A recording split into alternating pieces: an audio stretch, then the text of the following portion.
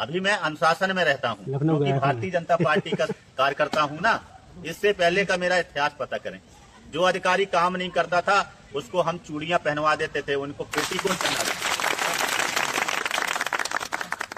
ये कोई मेरे लिए बंधक बनाना मेरे लिए कोई बड़ी बात नहीं है। तो गुड्डू भैया के पीछे असली ताकत कौन है? दोस्तों, इस वक्त यूपी की सियासत में सबसे ज्यादा गुड्डू भैया यानी कि चरखारी विधायक ब्रजभूषण राजपूत का अंदाज जो है वो चर्चा में है। करीब 3.5 साल में ये पहला मौका होगा कि गुड्डू भैया फ्रंट फुट पर बैटिंग कर रहे हैं, वो भी अपनी ही सरकार के खिलाफ। ऐसा नहीं है कि यूपी में सिर्फ नल, गड्ढे और पाइपलाइन खराब है। अस्पतालों और स्कूलों का हाल कोई ऑक्सफोर्ड या फिर एम्स के जैसा तो है नहीं। लेकिन लगता है कि गुड्डू भैया अब यहां पहुंच नहीं पाए, लेकिन जिन गलियारों से उनका काफिला गुजरा उन्हीं सड़कों पर विधायक जी का चश्मा भी उतर गया। और विधायक जी ने अधिकारी तो बहुत छोटी मोटी बात है भैया, सीधे मंत्री जी को पकड़ लिया। मंत्री स्वतंत्र देव सिंह की छाती पर चढ़ बैठे।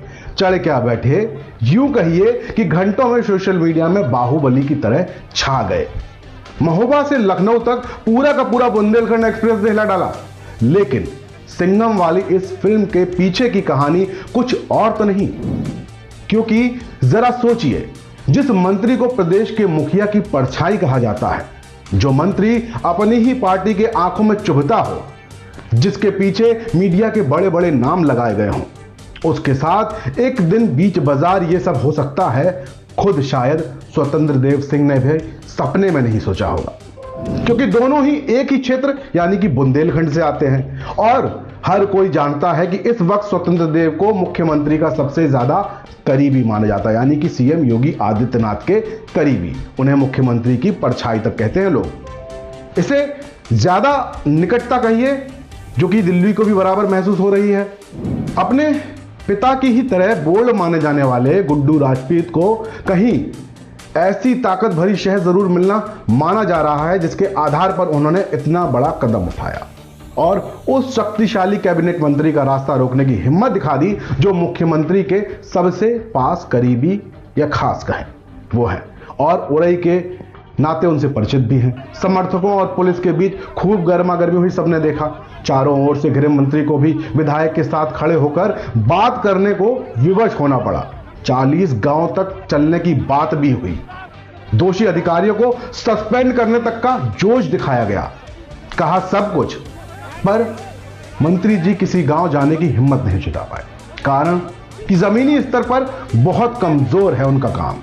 पानी कागजों में बह रहा है, पर नल की टोटियां तो सूखी पड़ी हुई हैं। कुछ समाचार चैनलों को बाइट देकर विधायक जी ने अपने इरादे जता दिए। बैक टू बैक आपने उनके जो है इरादे देखे होंगे, उनके तेवर देखे होंगे। वो गुस्से में दिखे।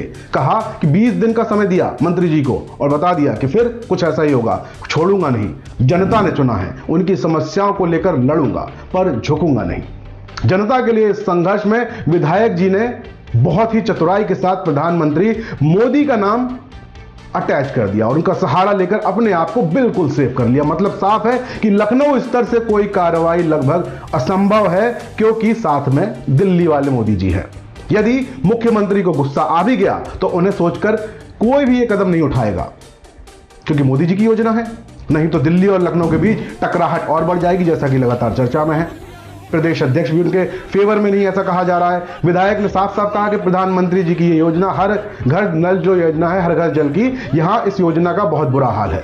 सड़कें खुद ही पड़ी हुई हैं। 4 साल से कितने लेटर लिखे गए, कोई सुनवाई नहीं हुई। अब बताओ, विधायक जी कह रहे हैं मैं क्या करूं, जनता की लड़ाई है, लड़ूंगा। बिल्कुल लड़ेंगे। प्रधानमंत्री की योजना के साथ हो रहे खिलवाड़ का मुद्दा बनाया और सीधे मंत्री जी की छाती पर चढ़ गए। मंत्री जी ने क्या किया? मंत्री जी के पास अन्न बन्न सन्न केवल अब सपने में, और बाहुबली विधायक गुड्डू भैया दिख रहे हैं। अपनी सरकार की मंत्री को वास्तविकता बताना चाह रहे थे। वो स्वयं देखें कि पानी की योजना का असली रूप क्या है। लेकिन यहां जो सियासी सूत्र हैं वो कहते हैं कि बिना किसी स्तर पर मिली शय के आधार पर महोबा में ऐसा कदम उठाया गया ताकि ये कहने को हो जाए कि मुख्यमंत्री के सबसे करीबी कैबिनेट मंत्री के विभागीय योजना को लेकर किस प्रकार नाराजगी है लोगों में, जिसके कारण मंत्री जी का घेराव पब्लिक के साथ प्रतिनिधि को भी करने को विवश होना पड़ा। अब या तो काम सुधरेगा और या फिर राड़ बढ़ेगी? ये तो बनी बात है। काम सुधरा तो भलाई जनता की है और काम सुधरना भी चाहिए। राड़ बढ़ी तो अभी कोई दिक्कत नहीं, सरकार ही तो जाएगी और क्या, इससे ज्यादा क्या होगा। बाकी कमेंट में ये जरूर बताएं कि जैसा कि चर्चाएं लगातार हो रही हैं कि पूरा मामला दिल्ली बनाम लखनऊ का है, तो इसमें सही कौन है और गलत कौन है, क्योंकि वोट तो आपका ही है, दिल्ली में भी और लखनऊ में।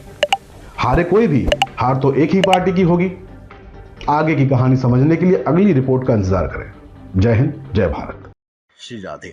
देश के राष्ट्रपिता महात्मा गांधी ने कहा था कि असली भारत हमारे गांव में है। हमारी पूरी टीम की यही कोशिश है कि गांव के हर रंग को हम आप तक पहुंचा सकें।